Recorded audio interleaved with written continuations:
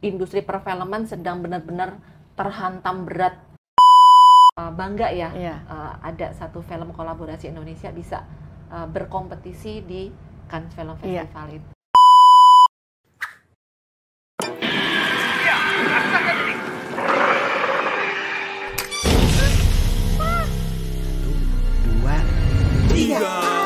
Tontonlah film sesuai umurmu.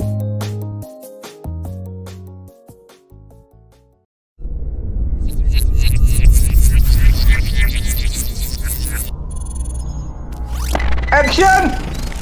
Nihil. Assalamualaikum warahmatullahi wabarakatuh. Selamat pagi, jumpa lagi dengan saya Rita Srihastuti dalam Action Nihil. Ya, jangan lupa subscribe, bagi-bagi kabar kepada teman yang lain ya, dan ikuti sampai selesai. Hari ini saya mendapat tamu istimewa, yaitu Rina Damayanti. Saya yakin Anda pasti sudah kenal betul, apalagi kalau suka nonton film-filmnya Mas Gari Nugroho. Ya, halo Mbak Ririn. Mbak, saya panggilnya apa sih? Rina, Ririn? Rina, oke. Saya panggil Rina aja ya? Iya. Ya Rina, saya selalu kenal Anda itu sangat akrab dengan dunianya Mas Gari Nugroho ya. Kalau Rina Gunawan ada set production Gari Nugroho. Bagaimana sih sejarahnya? Bisa ceritakan? Iya, terima kasih sudah diundang. Senang banget bisa ngobrol-ngobrol dengan sahabat sensor. Itu saya harus mengingat berapa puluh tahun yang lalu ya Bu ya. Kebetulan waktu itu saya sedang studi di jurusan televisi Institut Seni Indonesia di Yogyakarta, mengharuskan ada program magang. Seperti mungkin teman-teman yang belajar perfilman itu kan juga ada program magang ya. Nah kebetulan waktu itu Mas Garin sedang ada produksi di Jogja dan saya ikut magang, bantu-bantu gitu. Terus dari situ saya mengenal beliau gitu. Kemudian selepas saya studi, kebetulan di set film waktu itu Mas Garin dengan set filmnya yang banyak membuat film-film dan juga program-program iklan dan lain-lain gitu. Saya lanjut magang di sana juga, terus langsung saya ditawari terlibat di beberapa produksinya. Nah, saya yang ibaratnya baru selesai studi gitu ya, langsung diterjunkan ke Lamalera gitu, membuat film. Waktu itu set film sedang membuat 28 seri Pustaka Anak Nusantara yang memang tahun berapa itu ya? Aduh, saya lupa. Terus terang saya lupa. Sekitar tahun mungkin 2005 atau mungkin ya 2000 ya, sekitar tahun 2000 gitu. Dari set film membuat banyak series itu, terjun pertama langsung di Lamalera gitu.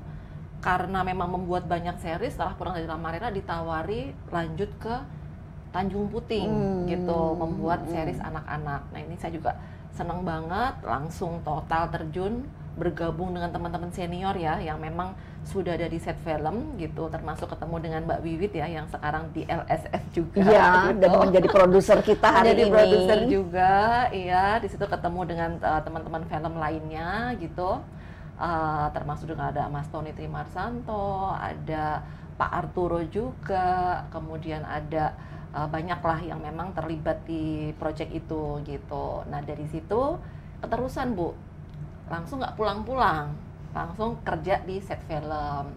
Nah di situ setelah selesai program Pusaka Nusantara, Mas Garin membuat seri iklan layanan masyarakat, dari mulai sosialisasi kenaikan listrik, sosialisasi kenaikan BBM dari Pertamina, kemudian sosialisasi pemilu. Waktu itu ada program pemilu damai, pemilu demokratis, pemilu jujur, adil, seperti itu. Dan juga dipercaya menangani film-film layar lebarnya beliau yang memang identik dengan film art lah seperti Oke, itu. Nah ini oke. asal muasalnya seperti itu. Iya, dan itu menarik sekali ya kalau apalagi kalau kita tahu latar belakang pendidikannya Rina adalah kalau lihat dari biodatanya Iya. nih ya, fakultas jurusan politik bahkan ya. Ya Iya. mungkin karena FISIP ya, jadi ada bagian komunikasi massa. Tapi saya tidak membayangkan kemudian terjun ke sini ke dunia film. Memang sih pernah juga kuliah di seni ya. betul. Ya. Iya. Bagaimana akhirnya ilmu-ilmu itu menyatu di dalam praktik pekerjaan Anda? Iya. Jadi memang betul saya sebelum diisi Jogja jurusan televisi, saya sebelumnya memang mengambil jurusan ilmu komunikasi di UGM. Di situ sebenarnya saya belajar tentang berkomunikasi, termasuk juga mulai belajar tentang broadcasting, media massa, kemudian penulisan naskah seperti itu. Dari ketertarikan itu membuat saya juga pengen belajar lebih lanjut lagi, makanya saya juga mengambil jurusan televisi di Fakultas Seni Media Rekam. Nah, dari situ begitu saya bergabung di set film, kedua ilmu ini benar-benar bisa terimplementasi gitu ketika membuat iklan. Nah, ilmu-ilmu komunikasi, bagaimana berkomunikasi dengan masyarakat, bagaimana membuat kalau membuat iklan tuh bagaimana masyarakat bisa terpengaruh, kemudian pola-pola komunikasi media massa melalui televisi, radio, dan media-media itu pun terimplementasikan di sini gitu. Ditambah lagi di ISI saya belajar tentang multimedia ya, bagaimana syuting, bagaimana kamera, bagaimana angle, bagaimana editing, bagaimana penyutradaraan gitu. Jadi ketika saya di set film benar-benar bisa belajar juga dengan teman-teman yang sudah senior ya, yang rata-rata waktu itu di set film tuh banyak dari IKJ yang memang juga sudah menangani banyak film dan lain-lain. Nah di situ bisa mengimplementasikan lah ilmu. Sangat beruntung karena langsung ketemu dengan orang yang kemudian bisa mengajak bahkan ya mempraktikkan ilmu dari dua ilmu tadi ya untuk digunakan di lapangan. Betul. Wah, itu nggak semua orang loh punya kesempatan seperti itu. Betul. Tapi terus belakangan bikin padi-padi ya. Bagaimana ceritanya? Iya, jadi kan keluarkah dari set atau? Jadi saya bergabung di set film itu sudah 10 tahun lebih, Bu. Dengan banyak pengalaman, banyak belajar dari Mas Garin, banyak pengalaman dari menangani berbagai macam program gitu ya. Seperti biasa, Bu, kan kalau ibu-ibu kan sudah harus membagi waktu dengan anaknya, membagi waktu dengan keluarga. Jadi memang ada momen nih. Oh, jadi ada ibu-ibu nih? Iya, Bu. Oke. Berapa orang putra? Anaknya 2, putri semua. Betul. Jadi memang biasa ibu itu ada momen-momen galau. Ini kayaknya jadi harus sekarang harus manggil Ibu Rina. Ada membagi waktu anak, sekolah gitu. Jadi memang ada masa-masa. Sementara kalau sudah bekerja di industri kayak production house itu benar-benar memakan waktunya itu benar-benar bisa sampai malam, syuting dari pagi, memang membutuhkan totalitas itu seperti itu. Di dunia perfilman itu teman-teman yang berkecimpung pasti juga mengalami gitu. Nah di momen-momen itu saya mungkin sedikit ngerem gitu ya dengan lebih ke keluarga. Nah dari situ terbersihlah untuk juga membuat PH sendiri. Saya beri nama Padi-Padi Kreatif gitu, awalnya supaya mungkin bisa lebih fleksibel ya, kalau punya sendiri kan lebih fleksibel gitu. Tapi di situ sebenarnya ilmu-ilmu yang saya pelajari dari set film tuh benar-benar juga berguna lah. Nah di Padi-Padi ini selain production house juga menangani berbagai macam event ya atau acara yang terkait dengan perfilman gitu. Jadi tidak hanya produksi tetapi juga membuat acara-acara yang pada dasarnya juga terkait juga. Antara lain dengan KPK, kita sudah hampir 8 tahun membantu KPK membuat program Anti Corruption Film Festival yang memang mengajak anak-anak muda yang suka membuat film untuk tidak hanya membuat film nih, tapi juga membuat film yang menyuarakan sesuatu, antara lain pesan-pesan anti korupsi gitu. Jadi apa namanya, membantu mengedukasi banyak masyarakat, anak-anak muda khususnya, membuat film dan juga menyuarakan pesan-pesan anti korupsi. Jadi sebetulnya seakan-akan sekarang ini lebih banyak menangani festival ya? Dua-duanya sih Bu sebenarnya. Jadi produksi tetap, tapi juga mengembangkan kegiatan lain selain di produksi itu sendiri. Tetap dalam lingkup perfilman. Oke, untuk produksi lebih ke arah apa, televisi atau layar lebar? Kalau kita memang variasi ya Bu ya, karena kebetulan PH kita itu kan sudah, ketika kita hadir itu sudah mulai media digital gitu kan, jadi mulai membuat digital content, web series, terus juga mungkin video-video ya untuk iklan juga kan sekarang berbagai macam ya, lebih ke produksi-produksi seperti itu gitu. Nah untuk yang event kebetulan memang mulai 3 tahun yang lalu juga bersama teman-teman dari perfilman gitu ya, dipercaya membuat festival apa namanya, yang kita beri nama Jakarta Film Week gitu. Ya, dan itu memang apa ya, dahsyat juga tuh. Ya. Itu pertama ya atau festival ke berapa ya? Tahun ini adalah tahun yang ketiga. Jadi kita itu waktu itu tahun 2021, waktu itu memang situasinya industri perfilman sedang benar-benar terhantam berat oleh pandemi ya Bu ya. Jadi banyak film-film yang berhenti, tidak dilanjutkan produksinya, berhenti tidak dilanjutkan penayangan di bioskopnya karena orang takut masuk bioskop, seperti itu. Sementara pada saat sebelum pandemi industri film kita tuh lagi bergairah gitu kan. Nah disitulah dari pemerintah kota DKI berinisiatif untuk yuk gimana di masa pandemi ini DKI hadir untuk memberikan dukungan pada industri perfilman untuk tetap kreatif, untuk tetap memberikan harapan, tetap memberikan ruang, seperti itu.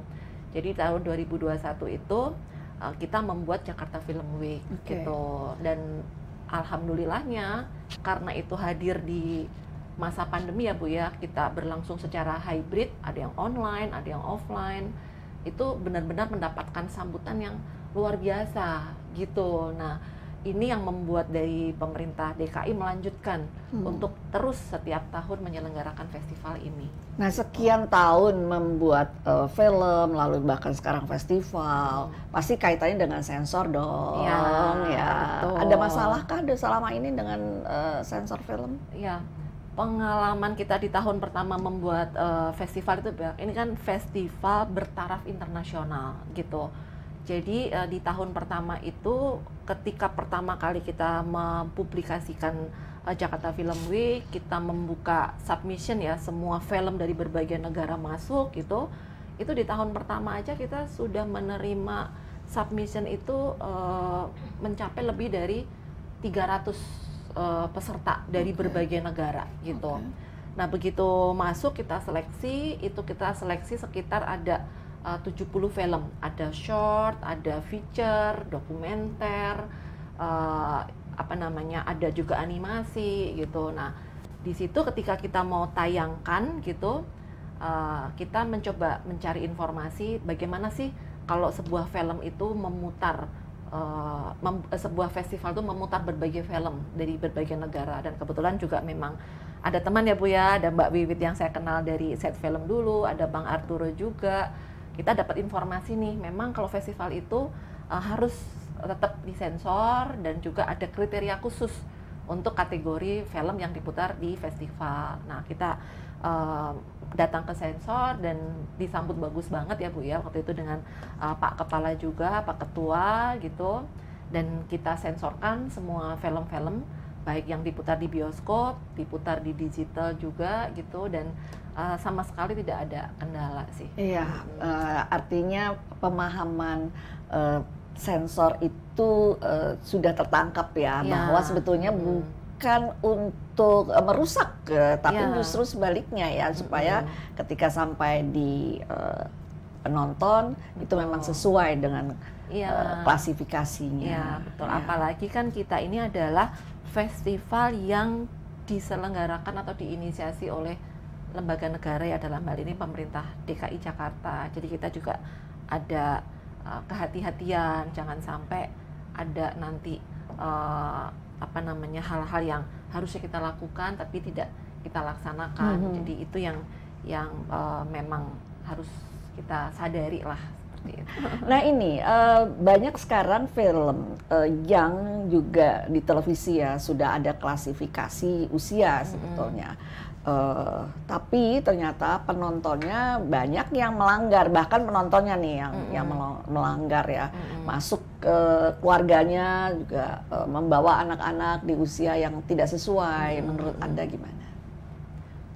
Sebenarnya itu memang pertama kesadaran masyarakat adanya klasifikasi itu ya Bu ya. Jadi mungkin di satu sisi dari sensor itu juga perlu ada sosialisasi. Yang kedua justru di keluarga-keluarga itu, karena ini tuh menyangkut pendidikan anak-anaknya ya, supaya mereka itu juga bisa tumbuh dan berkembang dengan tontonan-tontonan yang sesuai dengan usianya. Karena kalau tidak didampingi, kita tidak aware pada klasifikasi itu, sebenarnya yang rugi itu masyarakat sendiri sebenarnya. Jadi dengan adanya masyarakat mulai memperhatikan klasifikasi, itu sebenarnya juga bagian dari pendidikan keluarga. Gitu. Nah sekarang saya ingin tahu juga bagaimana peran dari Padi-Padi nih dalam hal mengingatkan penontonnya ya. Tadi kan sudah diceritakan bahwa memang selalu menyensorkan karya-karyanya.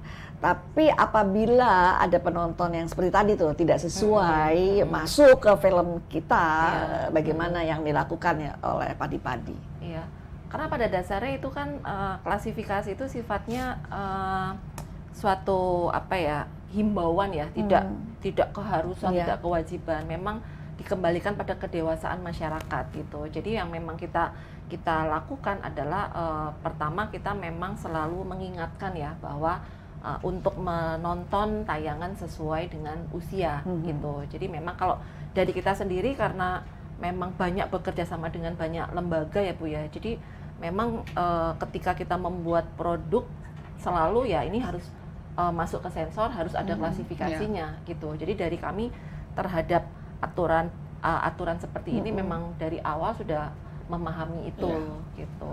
Sekarang saya kembali lagi pada festival nih Mbak. Festival itu sekarang semakin marak ya di mana-mana. Seakan-akan mudah sekali membuat festival, tetapi pemahaman festival tampaknya tidak sama ya. Kita menyebut ada festival film Indonesia, tapi juga ada film festival-festival yang lain. Bagaimana menentukan atau membantu masyarakat untuk memahami yang dimaksud dengan festival film itu sebetulnya seperti apa? Ya, jadi sebenarnya maraknya festival ini justru bagus banget ya Bu ya.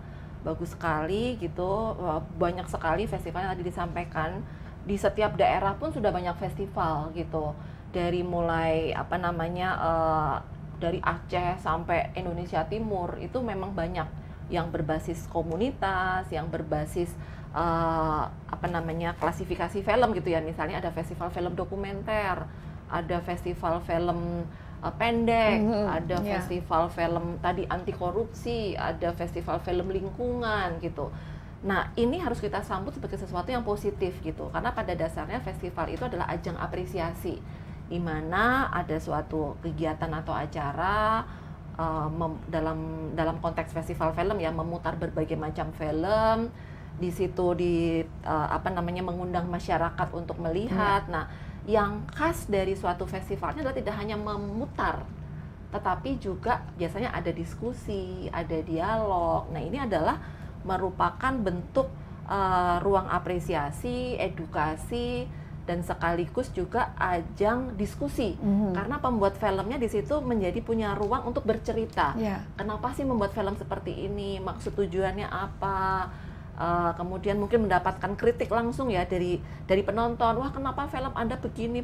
Nah, di situ terjadi suatu interaksi ya antara pembuat film, penonton, ada saling pendewasaan, baik pembuat filmnya seneng ya mendapatkan masukan langsung, dan penonton juga teredukasi. Oh, ternyata film ini tuh maksudnya begini. Oh, ternyata film ini tuh mengandung pesan ini.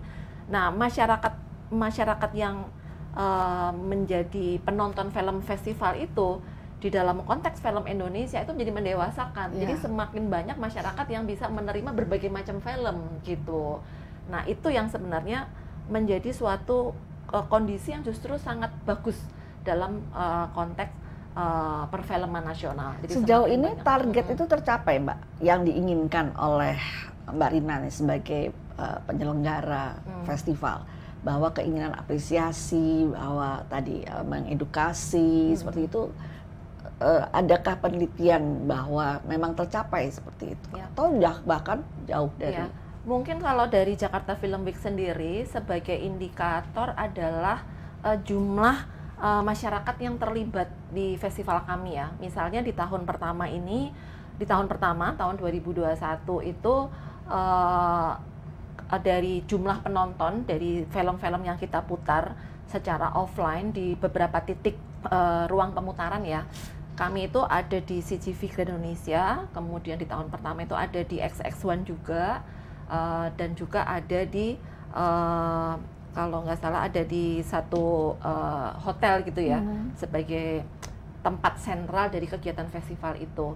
Nah, itu di tahun pertama bisa dikatakan 90% itu penonton menyaksikan film, bahkan di beberapa film tuh full gitu. Di tahun kedua kita memutar lebih banyak film dan semuanya full. Artinya ada pertumbuhan dari aspek jumlah penonton. Dan itu semuanya sesuai dengan klasifikasi usia film itu, penonton. Kalau penelitian sampai ke situ kita belum ada, tetapi kita ada satu cerita khusus ketika kita memutar film yang kategorinya itu 21 plus. Karena ada nudity, kemudian juga ada mungkin memang adegan dewasa gitu ya, tetapi film itu sudah mendapatkan penghargaan di berbagai festival internasional dan memang punya pesan yang kayaknya penonton Indonesia juga perlu nonton nih gitu. Nah, ini kita benar-benar membuat regulasi khusus. Jadi ketika nonton harus menunjukkan KTP baru masuk. Artinya di sini juga ternyata masyarakat bisa menerima regulasi seperti itu. Enggak yang protes kok ada ini ternyata enggak gitu. Ternyata kalau memang kita menerapkan himbauan dan juga regulasi untuk menonton, itu ternyata masyarakat dengan tertib bisa mengikuti itu gitu. Jadi kalau tadi kembali pada tujuan kita itu kan sebenarnya menumbuhkan apresiasi gitu ya, dan memang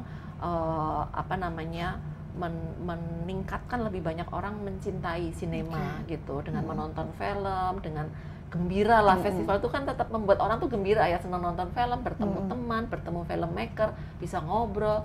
Nah, ini menurut kita tuh dari perjalanan kita itu sangat menunjukkan tanda-tanda bahwa apa yang ingin kita capai itu sebenarnya sudah tercapai, walaupun kita selalu men-challenge kita untuk yuk tahun depan kita lebih banyak lagi nih bisa melibatkan penonton, lebih banyak lagi menayangkan film-film. Nah, ini tahun ini pun kita akan tingkatkan itu.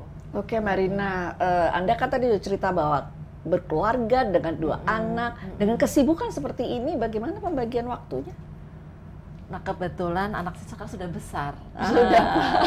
Sudah bisa Jadi alhamdulillah kita sudah maksudnya masa-masa itu tuh yang tadi di masa saya merintis sendiri itu memang bisa mendampingi gitu ya. Nah, sekarang ini tetap ya tugas orang tua ya, terus tetap mendampingi. Jadi tetap dengan saya dengan padi-padi itu juga tentunya lebih bisa mengatur waktu ya Bu ya, ada fleksibilitas juga gitu. Jadi so far tetap membagi waktu kapan harus dengan keluarga, kapan memang harus full gitu ya, karena membuat festival dan menangani kegiatan yang lain juga tetap membutuhkan komitmen yang harus maksimal juga gitu. Oke, terima kasih sekali sudah hadir di podcast LSF ini, dan ada yang perlu disampaikan? Ada TikTok? Oh, rupanya masih ada. Jadi ada pertanyaan lagi. Boleh dibacakan? Ya. Saat Bu Rina ke Cannes Film Festival, apa saja yang dilakukan kegiatan Ibu Rina selama ke Cannes Film Festival tersebut? Langsung aja. Ya, silakan. Oke, silakan. ya. Aduh, terima kasih nih, ada yang tahu ya, saya Iya, baru pulang ternyata. dari Cannes ya. Nah, ini juga suatu kesempatan yang bagus sekali. Saya mewakili Jakarta Film Week bisa menghadiri Cannes Film Festival. Nah, kebetulan di Cannes Film Festival itu memang helatan akbar ya, festival film internasional di mana berbagai negara dan film-film yang terpilih itu bisa diputar di situ. Nah, itu juga kesempatan bagi Jakarta Film Week untuk bertemu dengan mitra-mitra yang bisa bekerja sama dengan Jakarta Film Week gitu. Jadi antara lain di Jakarta Film Week di helatan Cannes Film Festival itu kita bertemu dan membuat penandatanganan atau kesepakatan kerjasama dengan BIFAN. BIFAN itu adalah Bucheon International Fantastic Film Festival. Nah, itu adalah suatu festival film yang berpusat di Bucheon, Korea Selatan gitu, di mana festival itu punya program namanya Gotham Talent Campus. Itu adalah suatu program yang memberi kesempatan kepada anak-anak muda yang punya project film sedang tahap development dengan genre fantastik atau biasanya tuh kayak horror, thriller, kemudian suspense seperti itu. Nah, karena di Indonesia ini tuh sedang tren juga ya Bu ya, film-film horor gitu ya. Tentunya banyak anak-anak muda yang juga tertarik di bidang itu. Nah, kita membuat kerjasama sehingga memberi kesempatan kepada anak-anak muda di Indonesia ini untuk belajar bersama di sana. Nah, pertemuan dan penandatanganan kesepakatan ini dilakukan di Cannes kemarin itu. Bahkan juga disaksikan oleh Pak Menteri sendiri dan merupakan kolaborasi dengan PMM, dengan Direktorat Perfilman dan Musik dan Media. Nah, itu yang kita lakukan di sana. Juga kita bertemu dengan Festival Film Busan yang memang datang di Cannes. Kita bertemu dan juga menjajaki kelanjutan kerjasama antara Jakarta Film Week dan Busan International Film Festival. Jadi memang kehadiran kemarin di Cannes itu selain juga menghadiri gala premier salah satu film Tiger Stripe, itu adalah film kolaborasi 8 negara, salah satunya Indonesia. Jadi ada produser Indonesia, Julia Evina Bara, dengan kawan-kawan medianya berkolaborasi di film Malaysia yang premier di situ. Nah, itu juga merupakan suatu kita bisa bangga ya, ada satu film kolaborasi Indonesia bisa berkompetisi di Cannes Film Festival itu. Ada lagi? Ada satu lagi. Ya, silakan. Bagaimana Bu Rina memilih aktor atau aktris untuk film yang akan diproduksi? Silakan. Sambil mikir. Sambil mikir ya. Saya kalau di dalam produksi film itu sebagai produser, dan biasanya tentunya ada sutradara ya Bu ya. Nah, di sini tuh biasanya kita ketika membuat film itu biasanya sutradara itu sudah punya gambaran siapa sih yang ingin terlibat dalam filmnya sesuai dengan skenarionya. Oh, yang ini tuh kayaknya pemainnya adalah ini, pemainnya adalah ini. Nah, biasanya dari produser ini memberi masukan atau justru oke nih, memang betul cocok sekali gitu. Nah, memang di sini produser dalam memilih pemain tidak bisa sendiri, memang harus berkolaborasi atau memang nih gimana sutradaranya, seperti itu. Jadi memang mungkin produser bisa memberikan usulan, kayaknya bagus yang ini Mas karena ini seperti itu. Lebih sesuai, nah kita bisa juga memberikan rekomendasi bagaimana kalau ini aja. Nah, Makanya ada yang disebut dengan proses casting. Nah, kalau gitu kita casting aja. Apakah cocok yang mana? Nah, itu biasanya ruang-ruang untuk membuat final decision lah di dalam memilih pemain di dalam suatu project membuat film. Oke, sudah tidak ada lagi? Sudah. Oke. Terima kasih sekali lagi. Tadi sudah terima kasih, sekarang tambah terima kasih karena banyak bisa menjawab pertanyaan. Terima kasih juga. Dan semoga tambah sukses. Terima kasih Bu, sama-sama. Salam untuk keluarga. Terima Ya, kasih, Bu Rita. kita sampai di sini ketemu dengan Mbak Rina Damayanti yang luar biasa. Dan mudah-mudahan kita nanti juga akan ketemu dengan narasumber yang hebat-hebat yang lain. Rita Sri Astuti mengucapkan terima kasih kepada Anda. Jangan lupa subscribe, lalu juga kabari teman-teman dan beri komen tentang tayangan LSF ini. Sampai jumpa. Assalamualaikum warahmatullahi wabarakatuh. Sampai jumpa. Action! Nihil.